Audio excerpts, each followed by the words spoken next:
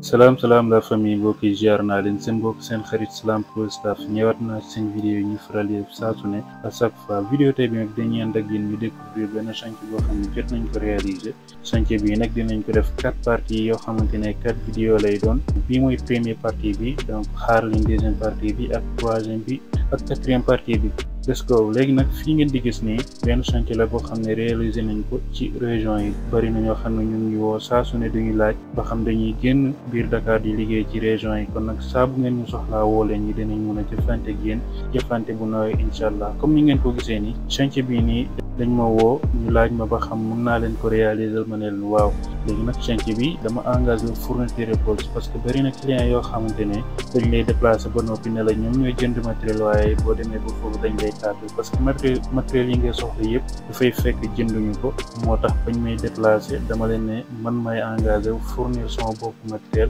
pour que ma bañ ñu may tardeel ndax amul lu gën a metti nga déplacé wu dem ba ci région yi ñu lay tardeel ci ay matériel loolu amul lu ko gën a metti premièrement ba muy door a ñëw dama jënd lu war a tolloog 200 sacs soo xoolee RDC bi kese jël na lu tolloog 200 sacs yëpp jël na ko donc chantier bii nii jël na 400 sacs kon nag liggéey bi du liggéey buy caaxaan du liggéey bu ndaw du liggéey bu tuuti tamit aussi liggéey bi diire bi ñu fa def yàggul dara ndax dañoo ñëw ñu ànd ak équipe bu doy ba pare ànd ak ñoo xamante ne ñu xarañ te pare pour liggéey bi gaaw te liggéey bi jaar yoon ñu am finition bu set su xoolee fii mooy salon bi ñun ba ñu ñëwee takk rek dañoo occupé RDC bi boo xoolee 2 semaines lañ def foofu noonu chantier bi yëpp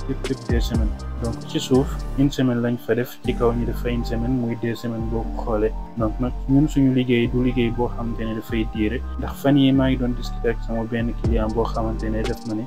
dama bëgg nga réaliser ma sama chantier bu nekk ci région yi côté Tamba donc nag ma ne ko loolu mun naa nekk mënuma léegi ba xam liggéey bi du diire ma ne ko non liggéey buy diire mu ne ma léegi defal ma défi ma defal ko défi ba ñu jubóoyee ci kàddu ma ne ko da ngay envoyer sa pièce ma defal la contrat comme d'habitude xam ngeen ne man moom képp koo xamante ne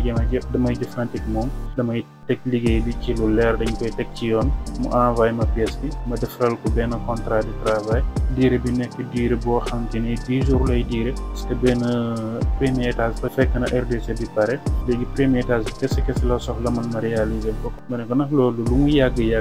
maximum 10 jours lay diire mais mënta am confiance ci 10 jours yooyu noonu xam nga buñ la yàggee di nax wala ñu yàgg laa tardeel ci say liggéey lépp luñ la mënta wax ci liggéey bi doo ko gëm parce que da nga naan non loolu dafa gaaw trop est-ce que loolu mën naa nekk waaye di leen yëgal ne rek di leen wax ñun ci suñu entreprise bi lépp loo xamante ne wax nañ la ko luy am la te noonu lay demee incha allah te ñi ci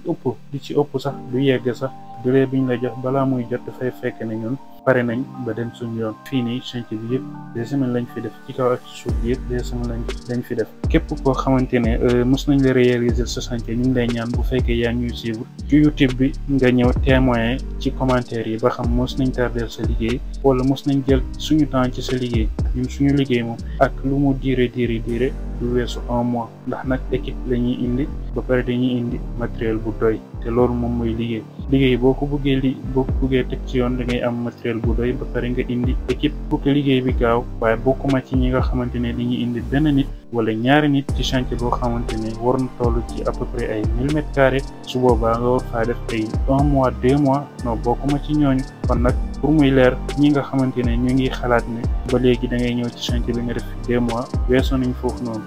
lii mooy première partie bi te bi ngeen abonné wu bu fekkee abonné wu leen ngeen xaar deuxième partie bi ak troisième partie bi ba ci quatrième partie bi fii mooy chambre bi boo xoolee dagg nañ décoration bi génnee nañ ko finition bi moo ci des